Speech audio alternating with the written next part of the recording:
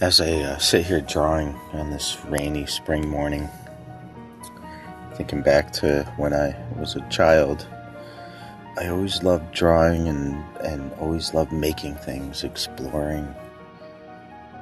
I would drive the adults crazy because I was like always asking so many questions, like how does this work, or how does that work, and why does that happen? I still ask these questions. Why do these things happen? So, I can remember the day before I started school. I was 5 years old, and I was in the 5 and 10 store getting some school supplies with my mother. And she read down the checklist as I helped search for the things I needed through the aisles, but all I cared about were my art supplies. Yep. My crayons, my pencils, paper, my art schmuck, just my art stuff. That's all that mattered to me.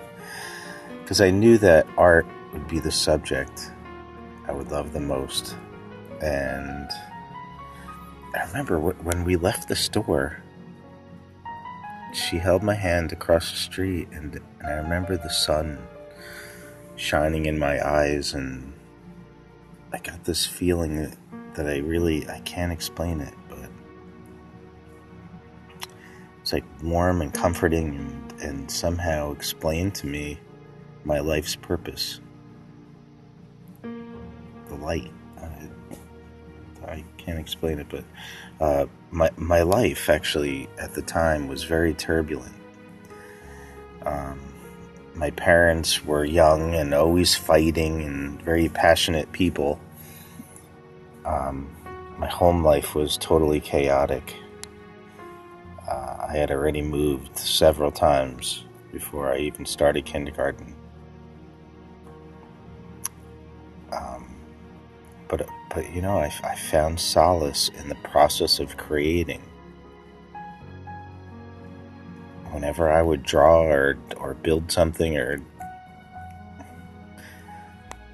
I found comfort, you know, and I still do.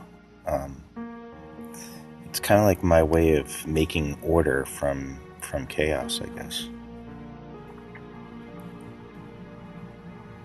So I remember starting school, and the moment I couldn't wait for was art class. I remember learning about primary colors, secondary colors. She would place water in plastic cups with one with red food coloring, and blue, and one with yellow. And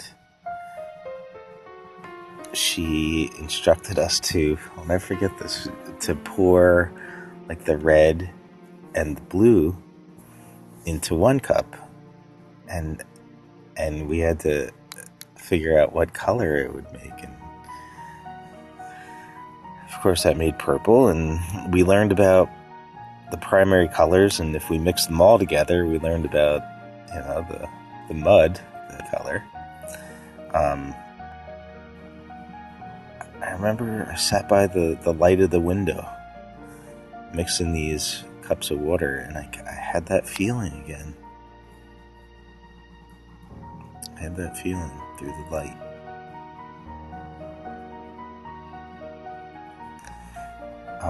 But the lesson that really changed my life was when she instructed us to draw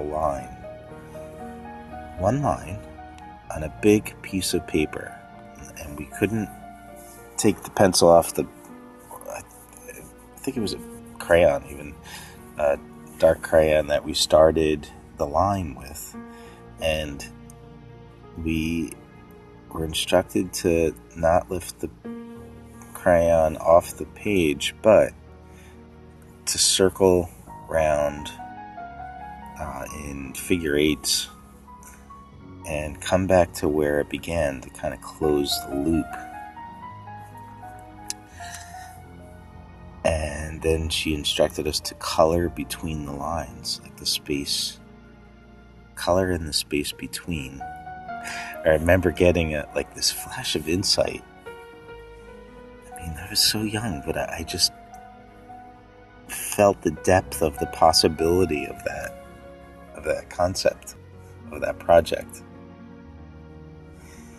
In fact, that project gave birth to my style and my philosophy today, the infinite line.